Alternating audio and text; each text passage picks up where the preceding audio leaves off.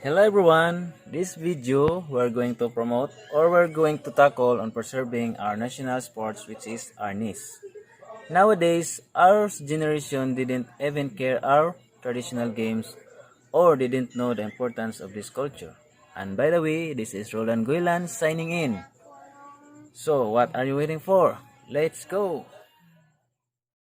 Why do we need to preserve our national sports? Traditional sports and games are meant to convey values of solidarity, diversity, fair play, inclusion, and cultural awareness. They also contribute to logical thinking, mathematical, and civic education. Moreover, traditional sports and games reflect cultural diversity and foster mutual understanding and tolerance among communities and nations. However, many traditional games have disappeared, and those that survive face imminent disappearance. Globalization, migration, demographic, and societal changes are some of the factors contributing to this trend. Preserving the information and knowledge about traditional games is important for the generations to come. Again, the revival of traditional sports can help efforts to save cultures and identities. Traditional sports are a part of our cultural and identity. If we keep them alive and make sure our future generations take an interest, we can protect and preserve our national values. Why are sports important to culture? Sports enhances social and cultural life by bringing together individuals and communities. Sports can help to overcome difference and encourages dialogue and thereby helps to break down prejudice, stereotypes, cultural differences, ignorance, tolerance, and discriminations. Philippine games are part of our cultural heritage that was once popular but is now almost buried in oblivion. People have forgotten to play these games, hence, most children have taken their value for granted as the social teaming process became broken. Children today engage in desktop or handheld computer games instead of playing diverse array of traditional games. Displays Philippine games, which serve as socio-historical markers, means less appreciation of our culture and its relationship with the environment, social and natural. The rationale of this study is to help in the appreciation, preservation, and propagation of Philippine games. The traditional games are presented in the new light that could give the youth a renewed outlook on Philippine culture and environment, consequently helps in preserving this important facet of Filipino daily lives. 10 reasons why you should learn Arnis. Learning self-defense is one of the best ways to keep yourself safe. Instead of learning Kung Fu or some other foreign martial arts, consider learning our very own arts of Arnis. Arnis, also called Kali and Skrima, is a traditional martial arts that uses sticks, bladed weapons, knives, and improvised weapons when fighting. It also includes hand-to-hand combat, grappling, joint locks, and weapon disarming techniques. Although the arts has an emphasis on weapons, some schools focuses on hand-to-hand combat. Whether it's for the self-defense or to learn more about our history, here are 10 reasons why we should learn Arnis. Number 1 is the national sports and martial arts. Many of us still believe that sipa, which is a game similar to volleyball only that it uses the feet instead of the hands, is the national sports of the Philippines. However, Arnis was recently declared as the national sports on the 11th of December 2009 through the Republic Act number 9850, authored by South Cotabato Representative Arthur Pingoy Jr. It's also a consolidation to Senate Bill number 1424, authored by Majority Leader Juan Miguel Zuberi, who himself has trained in Arnis. Under the law, Arnis will be a mandatory course or subject in all schools in the country, unlike before when Arnis was only offered in a few schools as a elective physical education subject. It's also institutionalized Arnis as a regular event and annual palarong pambansa. Number 2. Your hand and stick as weapons. Who would have thought you'd look badass enough just by using stick to defend yourself? Arnis really is a simple martial arts, as Arnis was an art usually practiced by the peasant or commoner class. Expensive swords and weapons were not that accessible.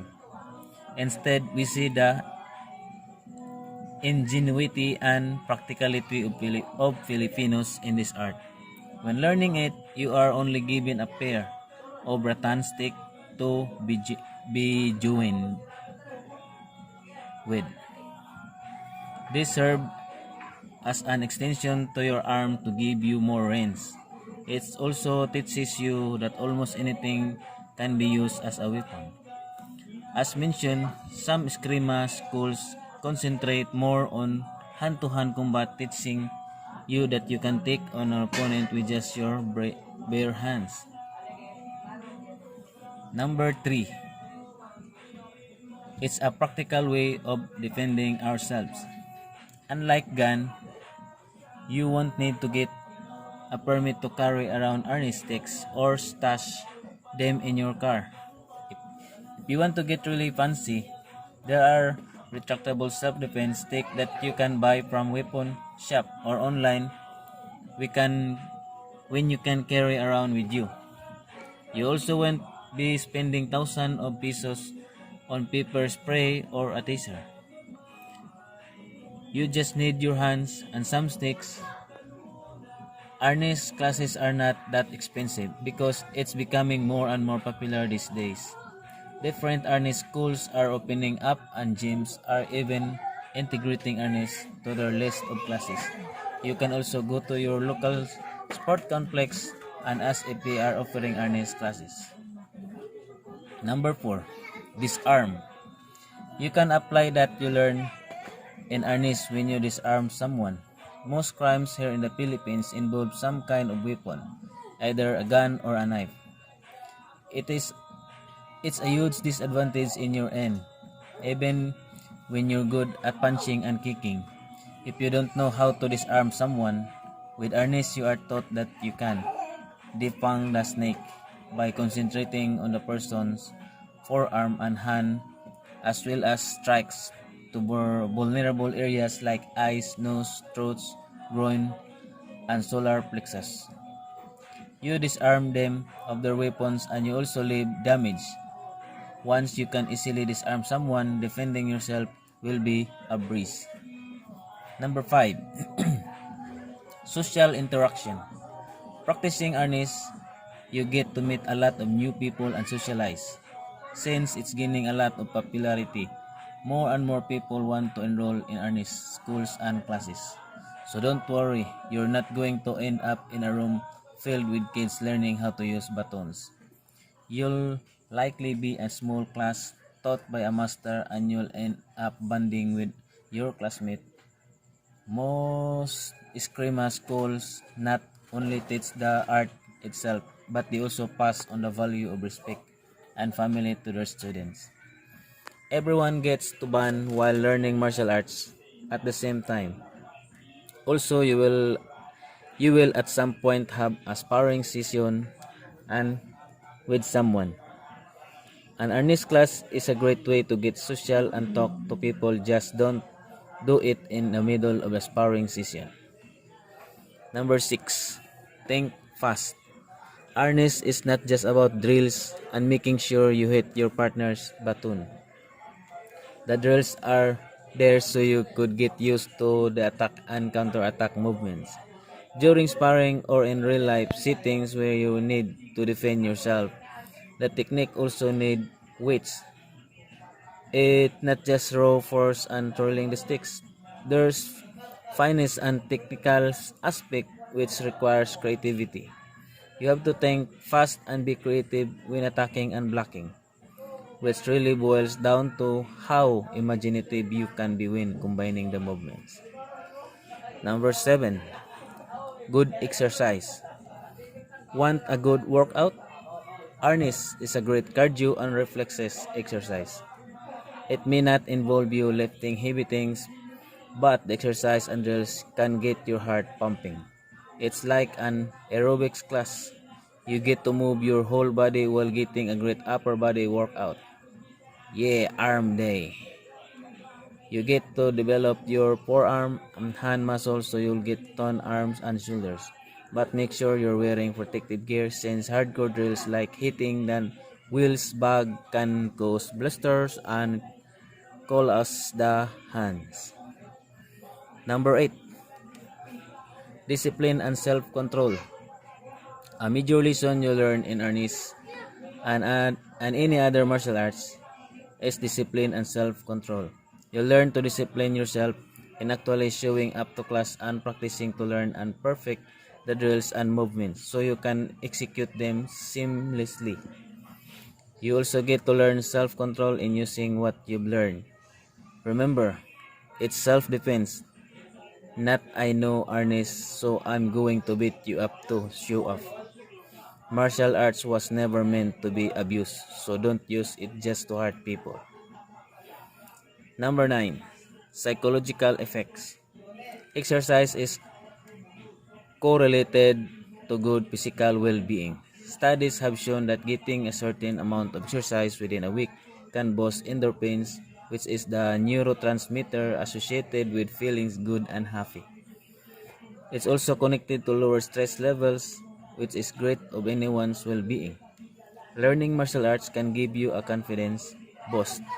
It gives you assurance that you'll be okay and you'll be able to handle a possible life-threatening situation and save your life and even someone's hair.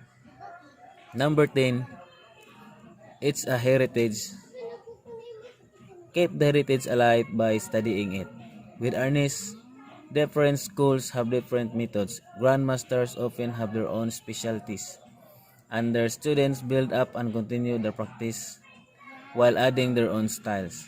Since everyone moves differently, Arnis is ever changing yet follow the same core principles. Think of it as a story that passed down from generation to generation, and by learning it, you can help continue the practice by teaching to the others.